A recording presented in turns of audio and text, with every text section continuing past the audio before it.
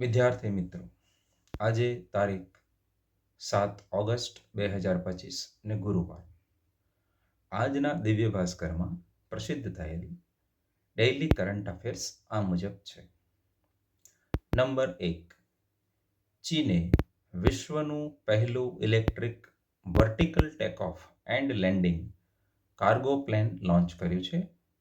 તેનું નામ V2000 CG કેરીઓલ છે.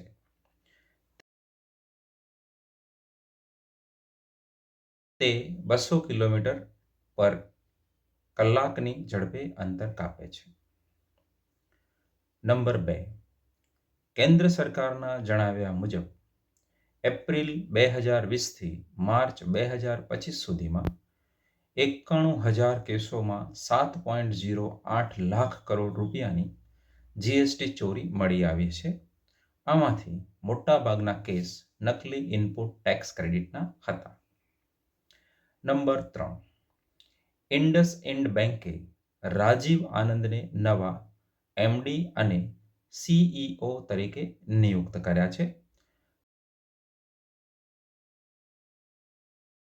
તેમનો કાર્યકાળ 3 વર્ષનો રહેશે. તેઓ અગાઉ એક્સિસ બેંકના ડેપ્યુટી એમડી હતા. આ નિમણૂક શેરધારકની મંજૂરીથી કરવામાં આવશે. Number 4. S&P ગ્લોબલના HSBC India services purchasing managers index report અનુસાર ભારતનો સર્વિસ સેક્ટર ઇન્ડેક્સ જુલાઈમાં 60.5 પર પહોંચ્યો છે. આ 11 મહિનામાં સૌથી વધુ છે. આ વૃદ્ધિ વૈશ્વિક માંગ અને સ્થાનિક વેચાણ દ્વારા પ્રાપ્ત થઈ છે. નંબર 5. ટપાલ વિભાગ 1 સપ્ટેમ્બરથી રજિસ્ટર્ડ પોસ્ટ સેવા બંધ કરશે. તેને સ્પીડ પોસ્ટ સાથે મર્જ કરવામાં આવશે.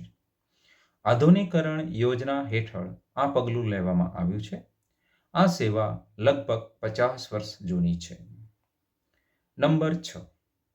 કેનેડાની 18 વર્ષીય વિક્ટોરિયા મોમ્બોકોએ WTA 1000 ટુર્નામેન્ટની સેમીફાઇનલમાં જગ્યા બનાવી છે.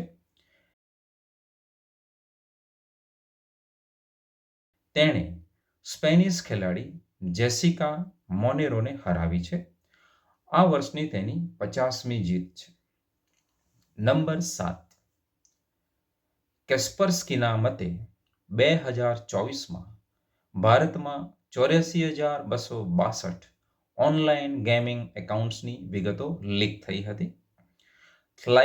થાઇલેન્ડમાં સૌથી વધુ 1.62 લાખ એકાઉન્ટ હતા અને સિંગાપોરમાં સૌથી ઓછા 4,262 એકાઉન્ટ હતા.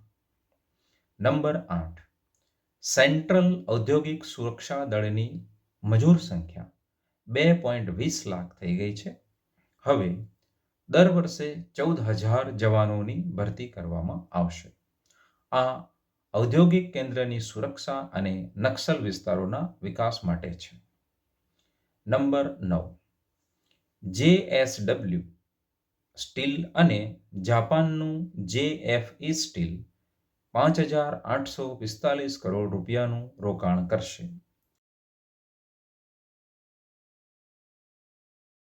Grain oriented electric steel CRGO માં રોકાણ કરશે.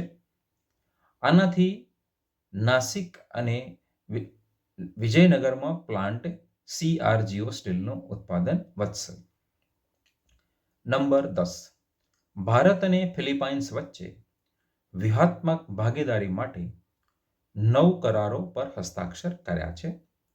રાષ્ટ્રપતિ માર્કોસ જુનિયર રાજદ્વારી સંબંધોની 75મી વર્ષગાંઠ પર ભારતની 5 દિવસની મુલાકાતે આવ્યા હતા.